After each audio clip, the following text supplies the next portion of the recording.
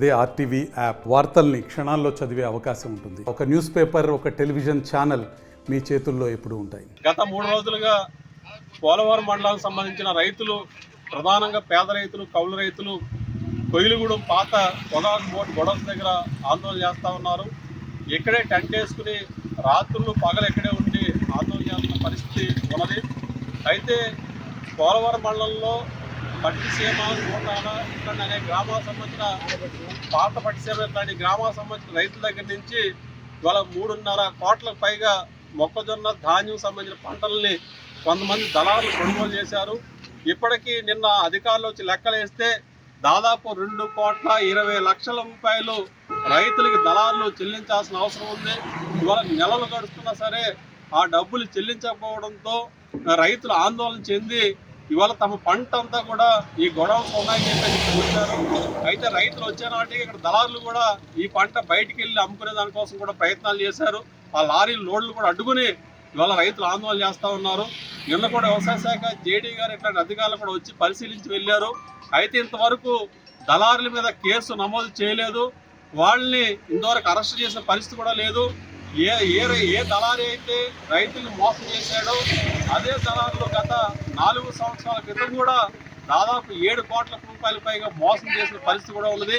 అంటే రైతుల్ని ప్రతి సంవత్సరం మోసం చేయడం, వాళ్ళని నష్టపరచడం, కోట్లాది రూపాయలు ఎగ్గొట్టడం పనిగానే కొంతమంది దళారులు పనిగా పెట్టుకుని ఇవాళ రైతులు మోసం చేస్తున్న పరిస్థితి ఉన్నది. ఇది చాలా దుర్మార్గం అని చెప్పేసి మేము భావిస్తూ ఉన్నాం. మరి ఇట్లాంటి దళారుల మీద కఠిన చర్యలు కూడా తీసుకోవాల్సిన అవసరం ఉందని చెప్పేసి కూడా మేము డిమాండ్ చేస్తూ ఉన్నాం. ఎందుకంటే ఈరోజు దళారులు రైతుల దగ్గర పంటలు కొనుగోలు చేసి సకాలంలో డబ్బులు చెల్లించకుండా, నెలల తరబడి ఇవ్వకుండా మోసం చేయడం కాకుండా పూర్తిగా డబ్బులు ఎగ్గొట్టే పద్ధతుల్లో కూడా ఆ రకమైన మోసాలు చేస్తూ ఉన్నారు. ఇది చాలా అన్యాయం అని చెప్పేసి భావిస్తూ ఉన్నాం. ప్రభుత్వం సక్రమంగా పంట కొనుగోలు చేసి ఆ రకంగా రైతులకు డబ్బులు చెల్లిస్తే ఇవాళ దళారుల దగ్గరికి వెళ్ళి మోసం ఉండేది కాదు. కానీ ఈరోజు ఏదైతే దళారులకు మోసాలు గురవలసిన పరిస్థితి వాళ్ళ రైతులు ఏర్పడింది.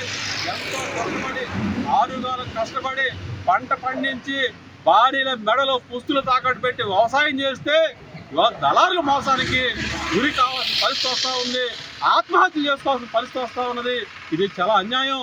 కాబట్టి ఈ మోసపోయిన రైతులకు ఇవ్వాల్సిన 2,20,00,000 రూపాయలు వెంటనే దళారుల దగ్గర నుంచి వసూలు చేసి ఇవాళ రైతులకు చెల్లించే విధంగా చర్యలు తీసుకోవాలి.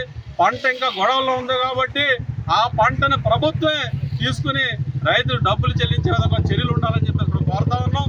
మోసం చేసిన దళారుల మీద చీటింగ్ కేసులు పెట్టడం, క్రిమినల్ కేసులు పెట్టడంతో పాటు వాళ్ళు వెంటనే శిక్షించే విధంగా కూడా ప్రభుత్వం చర్యలు ఉండాలి. మరిన్ని వీడియోస్ కోసం ఛానల్ ని సబ్స్క్రైబ్ చేయండి. లేటెస్ట్ అప్డేట్స్ కోసం వాట్సాప్ ఛానల్ ని ఫాలో చేయండి. అండ్ లింక్ డిస్క్రిప్షన్ లో ఉంది.